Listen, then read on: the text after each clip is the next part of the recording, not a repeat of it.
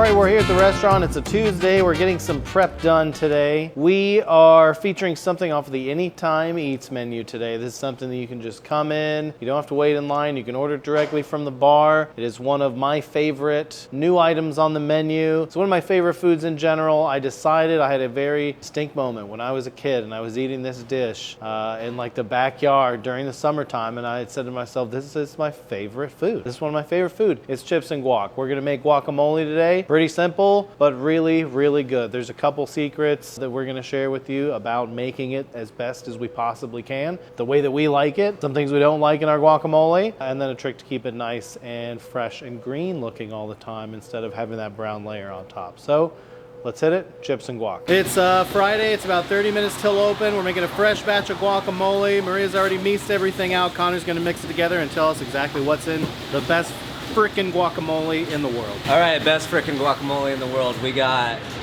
grated lime, zested lime, jalapeno brine, chopped pickled jalapenos,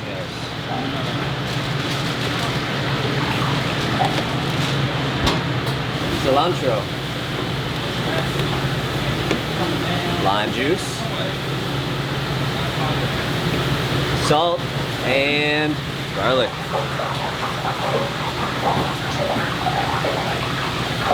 Some of the salt to taste.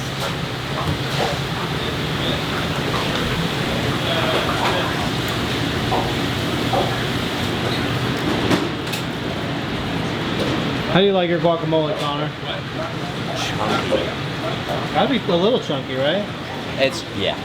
This is perfectly chunky. What's the worst crime against guacamole that you see?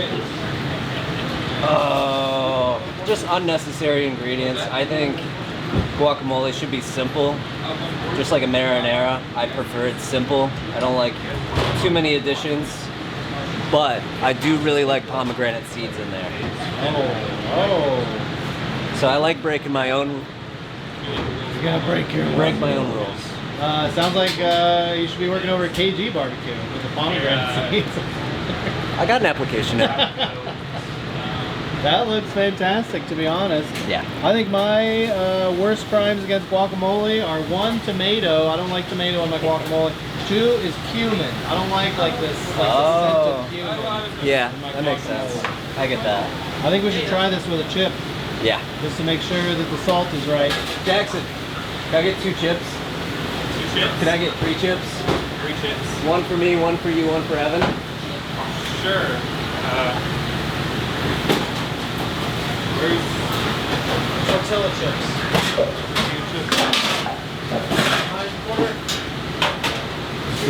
That's kind of video. There's no editing at all. Yeah, no.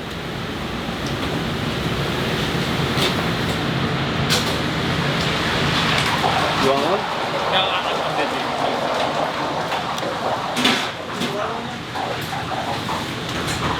All right, here comes the choo-choo. We have some portion today, but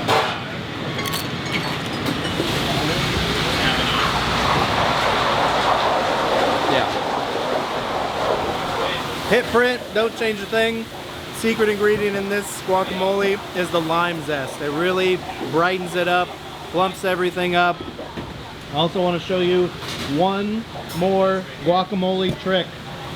This is my favorite. And it's how to keep it from turning brown. Coming down, right behind.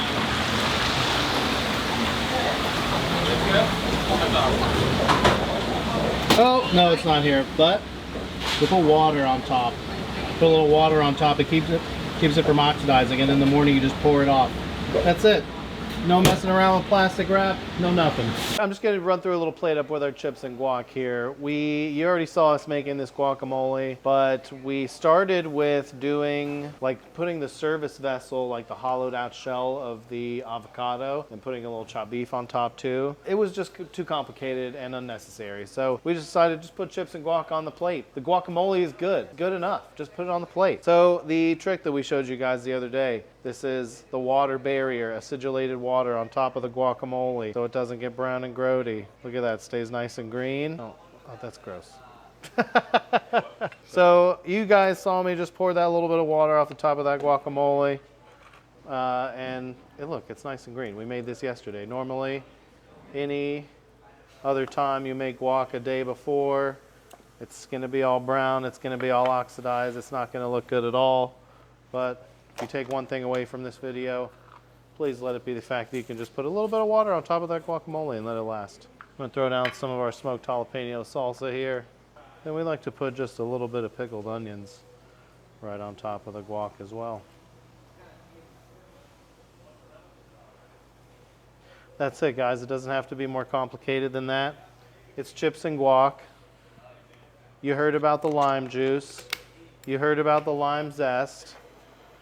You heard about the water on top of the guac trick to keep it nice and fresh. That's it. I think it belongs on every menu in Austin, or in Texas, really, for that matter. It's chips and guac.